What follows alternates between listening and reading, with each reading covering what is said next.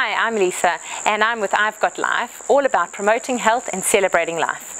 I've got a degree in nutrition and psychology, and today I'm sharing with you 3 fads that you need to be aware of and that you stay away this year if you're wanting to manage your weight. Fad number 1, or myth number 1, is all about a calorie controlled diet, and I just want to share with you why calorie controlling isn't necessarily the best way to track your food intake. And I'll just share with you briefly why. And number 1 is a calorie doesn't give you any real idea about the nutrient value of the food. What it tells you is about the energy yield of a food, so how much energy it's going to give you. Now, that means that you could, if you're trying to follow a 2,000 calorie a day diet, you could literally eat your favorite chocolate bar worth of 2,000 calories, and that means that you've reached your 2,000 calorie allowance a day, but you haven't taken into account the nutrient value. So you can be following a calorie controlled diet and still be malnourished. Now, if you're malnourished, you're really going to battle to maintain your weight, but you're also not going to be healthy. So the other thing calorie counting doesn't take into account is your blood sugar levels. So for example, you could eat your whole calorie allowance in one meal, and that's not going to do you any favors in terms of your blood sugar control. And if you don't control your blood sugar levels, you're really going to battle to control your energy levels and your weight. So the second fad you want to be aware of is the high protein, low carbohydrate diet. And one of the main reasons is your brain, your red blood cells, your nerve cells rely on carbohydrate as a primary source of fuel. So if you had to completely cut out carbohydrate, or even at a following a low carbohydrate diet, you are at risk of not giving these the fuel they need to function effectively. And as a consequence, you can have low energy levels, poor concentration, and a whole host of other knock-on effects. So what other risks are there with the high protein, low carbohydrate diets? Well, if you're following a high protein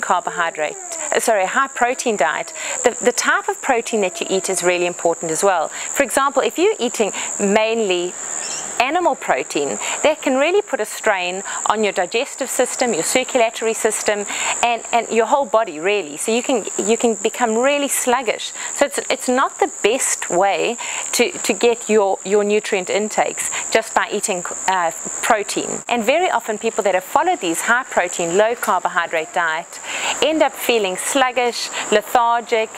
Sometimes they get constipated and they don't feel great. So they might end up losing weight in the short term, but in the long term it's not the best strategy. So final fad you want to pay attention to is the shakes. It really is a better idea to eat it rather than drink it.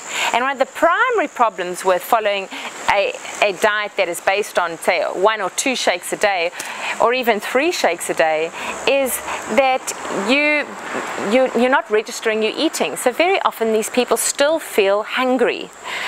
Another thing about eating is when you're chewing, you're releasing certain hormones that register that you've eaten a meal to the rest of your body, and that causes something called CCK to be released into your system, and that helps register satiety, so that feeling of fullness or registering that you've eaten a meal. So if you're struggling with, when you eat shakes, typically you can struggle with this feeling of I haven't eaten enough, or I still want to keep eating. So shakes isn't necessarily the best idea in terms of feeling of fullness and registering that you've eaten a meal. So they're not always a sustainable approach to weight management.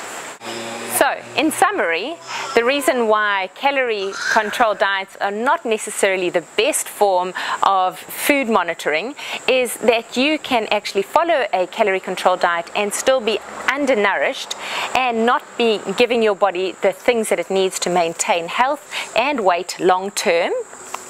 The second fad was the risks of high protein, low carbohydrate diets. They actually do tend to put a strain on your organs long term, and you can end up feeling sluggish and have health problems later on from the collapse or the deterioration of major important organs.